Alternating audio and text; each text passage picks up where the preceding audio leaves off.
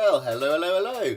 My name is Alistair Humphreys. I'm an adventurer and an author, and I'm the author of The Boy Who Bite the World book. So, thank you to Mrs. McClellan and to all of you in Class 3SM for sending me some great questions about reading The Boy Who Bite the World.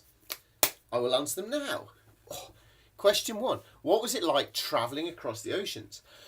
Well, when I cycled around the world, obviously I rode my bike, and then when I got to the sea, I'd cross it by boat. So I crossed from England to France on a big giant ferry.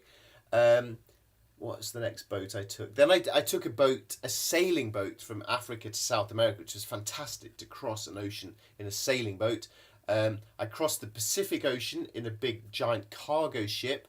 And they were very different experiences. The ferry is kind of fun and short, and there's hundreds, thousands maybe of people and tourists and travellers on there. The sailing boat is beautiful. The silence of being out at the sea, just the whoosh, whoosh, whoosh of the waves. It's quite tiring though, because you have to keep waking up at times in the night to help steer the boat and change the sails and things. And then crossing the ocean, the Pacific on one of those giant cargo ships you see with a tiny little... There are only about 10 people on there, so me and 10 Filipino crew members, and it's actually really boring. But you're basically in like a cheap hotel room with not much to do, and you could walk around the deck a bit, but it was weirdly boring. But it did make me realise how massive the Pacific Ocean was. Even at the speed we were going, it took 10 days to cross the ocean, so it's pretty huge. Why did I want to cycle around the world? Well, if you see here, I've got a lot of books of travel and adventure, and it was reading other people's stories of travel and adventure that made me want to go and have adventures of my own. Actually, I wrote a book.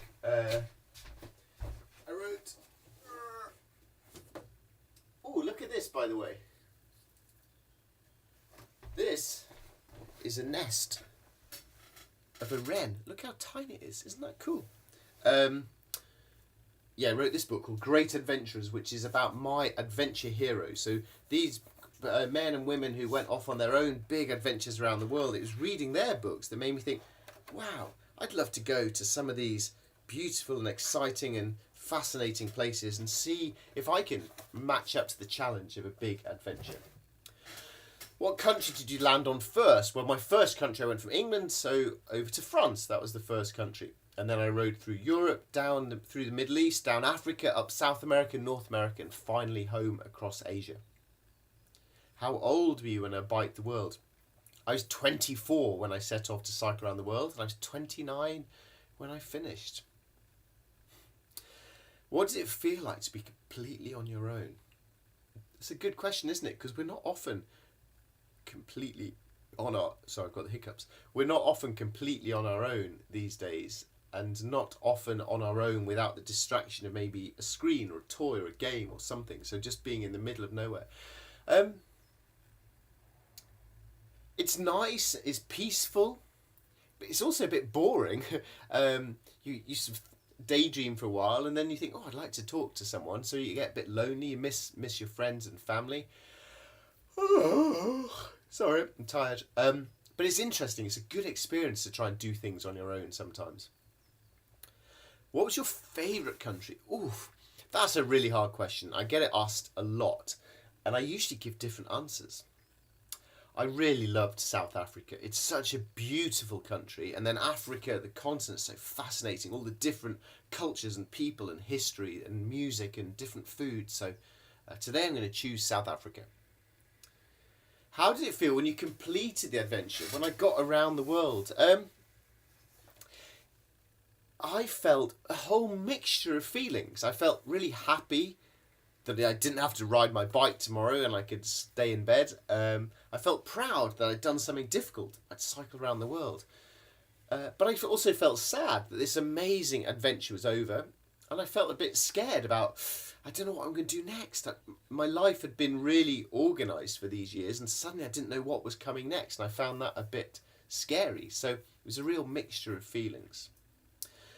You're studying South America in your geography lessons. What can you tell you about the continent? Well, The Boy Who Bite the World Part 2 is about cycling up South America.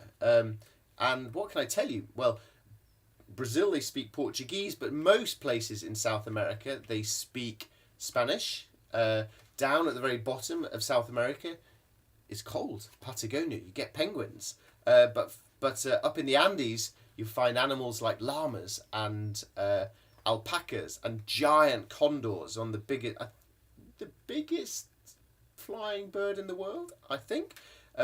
You'll need to learn some Spanish to be able to say hola, buenos dias, ¿cómo estás? Hello, good day, how are you? And to say thank you, gracias.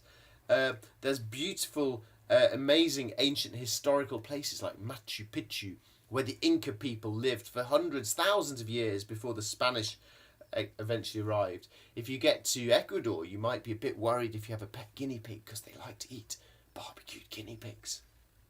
Don't tell anyone, but I ate a guinea pig with chips. It was delicious. Sorry. And then all the way up to Colombia, which was an incredibly beautiful, beautiful country with the best smoothies I've ever had. All sorts of weird fruits that you don't get in a supermarket in England. So yeah, South America is a beautiful and very varied place. I hope those answers were helpful. Thank you so much for reading my books, and most importantly, I hope it encourages you to go have adventures of your own. And you don't have to go far to have an adventure.